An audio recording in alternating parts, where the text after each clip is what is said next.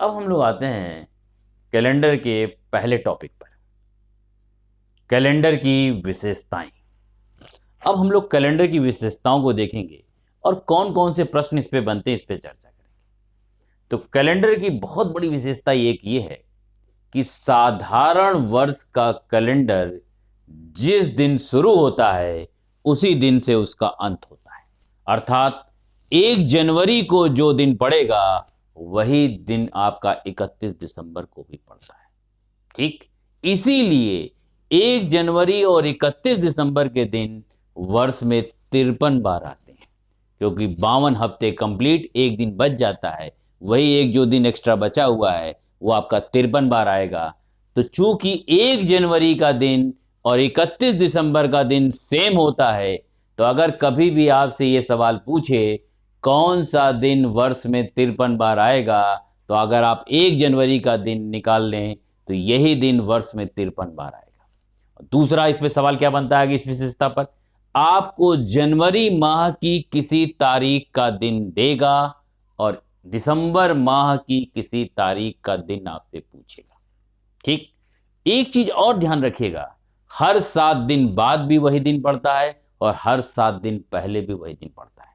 अगर 1 तारीख को सोमवार है तो अगला सोमवार 1 में 7 जोड़िए, 1 + 7 8 तारीख को पड़ेगा, फिर 8 और 7 15 तारीख को पड़ेगा। माने 1 तारीख को जो दिन पड़ेगा वही 7 दिन बाद माने 8 को पड़ेगा, 8 और 7 मिलकर 15 को पड़ेगा, 15 और 7 मिलकर 22 को पड़ेगा, 22 और 7 मिलकर 29 तारीख को पड़ेगा।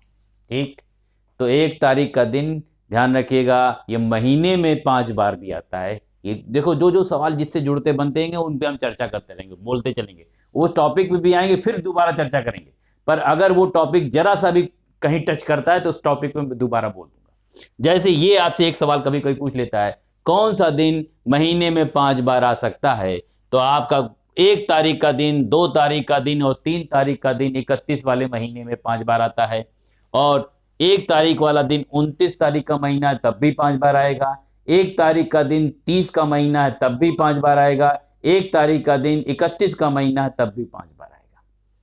ठीक, तो एक तो ये कॉन्सेप्ट याद रखना कि हर 7 दिन बाद भी वही दिन पड़ता है, हर 7 दिन पहले भी। जैसे 29 तारीख को जो दिन होगा, 7 घटाएंगे 22 तारीख को वही दिन होगा, 7 घटाएंगे 15 तारीख को वही दिन होगा, 7 घटाएंगे 8 तारीख को वही दिन होगा, और फिर 1 तारीख को वही दिन होगा। अब इस पे सवाल बनाता कैसे है कि आपको जनवरी माह की किसी तारीख का दिन देगा और आपसे दिसंबर माह की किसी तारीख का दिन आपसे पूछेगा।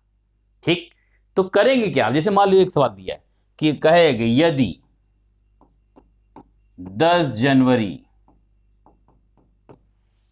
ठीक, 2023 को सोमवार हो तो 30 दिसंबर 2023 को कौन सा दिन होगा? अब जैसे ये सवाल आया, अब जैसे ये सवाल एक टॉपिक पे जैसे हमने आपको लिखा है किसी तारीख का अन्य तिथि का दिन ज्ञात करना, ये भी सवाल बनता है। अब तुमको अगर कैलेंडर की विशेषता पता है तो ये सेकंडों का सवाल है। हमें 10 तारीख का दिन दिया, मैं 1 तारीख का दिन निकालूंगा, और 1 तारीख को जो दिन पड़ेगा, 1 जनवरी को जो दिन पड़ता है 2023, जानिए ये देखो, लीप वर्ष और साधारण वर्ष में फर्क है। साधारण वर्ष मैंने बोला है, साधारण वर्ष में जो आप देखो जैसे ही विषम आया तो विषम तो 4 से कटता नहीं है।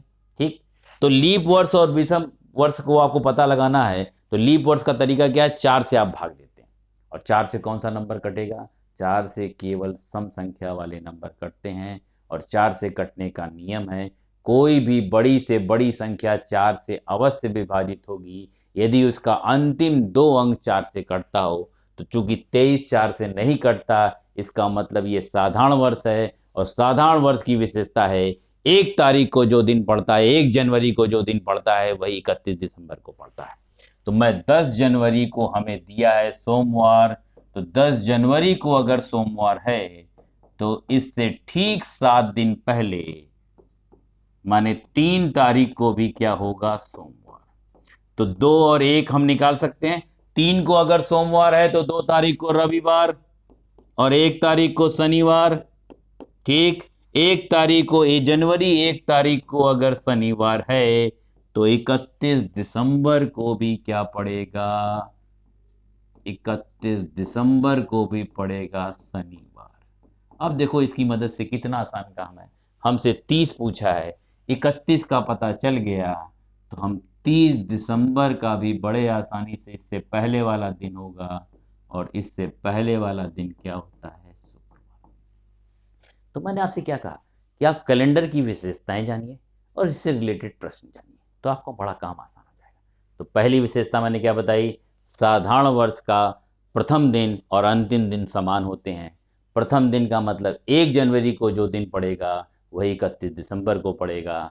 तो आप 1 जनवरी का दिन निकाल के सीधे दिसंबर जा सकते हैं, और दिसंबर की किसी तारीख का दिन अगर आपसे पूछे तो आप बड़े आसानी से निकाल सकते हैं। अब आते हैं नंबर 2 पर। लीप वर्ष में 1 तारीख को जो दिन पड़ता है, माने 1 जनवरी को, वो 31 दिसंबर को उसके बाद का एक दिन पड़ता है। जैसे मान लीजिए अगर ये लीप वर्ष होता है, मान लीजिए हमने 2024 लिया होता, तो 1 तारीख को जो दिन पड़ता 31 दिसंबर को इससे एक दिन बाद दिन पड़ता। ठीक, तो आप लीप वर्ष में एक दिन बाद समाप्त होता है और साधारण वर्ष में उसी दिन समाप्त होता है। तो अगर ये 2024 होता तो 2024 चूंकि 24 4 से कटता है, इसका मतलब लीप वर्ष होता। तो अगर लीप वर्ष होता तो हम क्या करते? 1 तारीख का दिन निकालकर 31 तारीख का जब दिन निकालते तो ये शनिवार न होकर क्या आता? शनि के बाद कौन आता? रविवार। तो हमारा ये एक दिन बाद पड़ता +1। तो अगर ये रवि होता तो इसका मतलब ये 30 दिसंबर का दिन जो हमारा पड़ता, 30 दिसंबर का दिन हमारा क्या पड़ता? 30 दिसंबर को हमारा पड़ता कौन सा दिन? शनिवार। तो हम लोगों ने 2 विशेषताएं पढ़ी। साधारण वर्ष का प्रथम दिन और अंतिम दिन समान होता है, माने 1 जनवरी को सोमवार तो 31 दिसंबर को भी सोमवार पड़ेगा, और लीप वर्ष में एक दिन बाद समाप्ति होती है। अगर 1 जनवरी को सोमवार है और दिया गया वर्ष लीप वर्ष है तो 31 दिसंबर को सोम +1 अर्थात मंगलवार पड़ेगा। ठीक है, तो यहां पर 1 तारीख को शनिवार था तो एक दिन बढ़ के यहां पर रविवार आएगा, और 30 दिसंबर अगर पूछा है तो यहां पर शनिवार आएगा। ठीक, अब अगली विशेषताओं पे आते हैं। पहले जरा इनको हटा लें। अब कैलेंडर की अगली विशेषताएं अगर हमें देखनी है तो अगली विशेषताएं क्या हैं कि कुछ महीने ऐसे हैं, ठीक, साधारण वर्ष में अलग ग्रुप है और लीप वर्ष में अलग ग्रुप है। कुछ महीने ऐसे हैं जो सेम डे से स्टार्ट होते हैं। ठीक, अब हम लोग पहले क्या पता लगाएंगे? साधारण वर्ष में वे कौन कौन से महीने हैं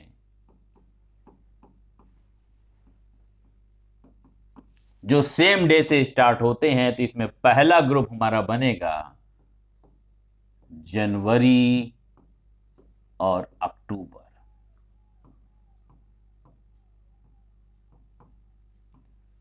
अब 1 जनवरी को जो दिन पड़ेगा वही 1 अक्टूबर को पड़ेगा। देखो अंतिम दिन मैं नहीं बोल रहा हूं, हो सकता है वो महीना 31 वाला महीना पहला वाला हो, बाद वाला 30 का हो, तो अंतिम दिन हो सकता है सेम डे पे ना पड़े।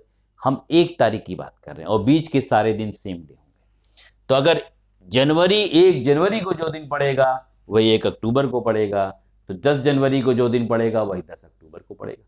तो अगर मान लो साधारण वर्ष में जनवरी माह की किसी तारीख का दिन देकर अक्टूबर माह की किसी तारीख का दिन पूछे तो तुम बड़े आराम से उसको निकाल सकते हो अगर ये विशेषता जानते हो।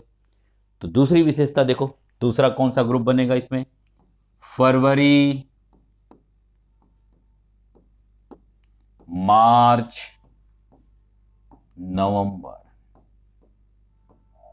ये 3 का ग्रुप है। साधारण वर्ष में ये 3 महीने का ग्रुप बनता है, फरवरी का, मार्च का और नवंबर का। 1 फरवरी को जो दिन होगा वही 1 मार्च को पड़ेगा, वही 1 नवंबर को पड़ेगा।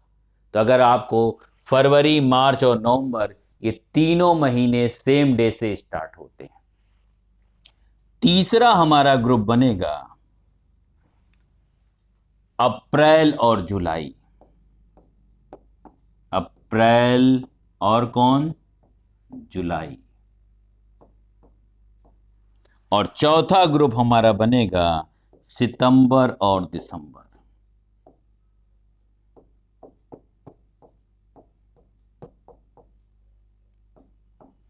जिस दिन से सितंबर की स्टार्ट होगी उसी दिन से किसकी स्टार्ट होगी, दिसंबर की। ठीक।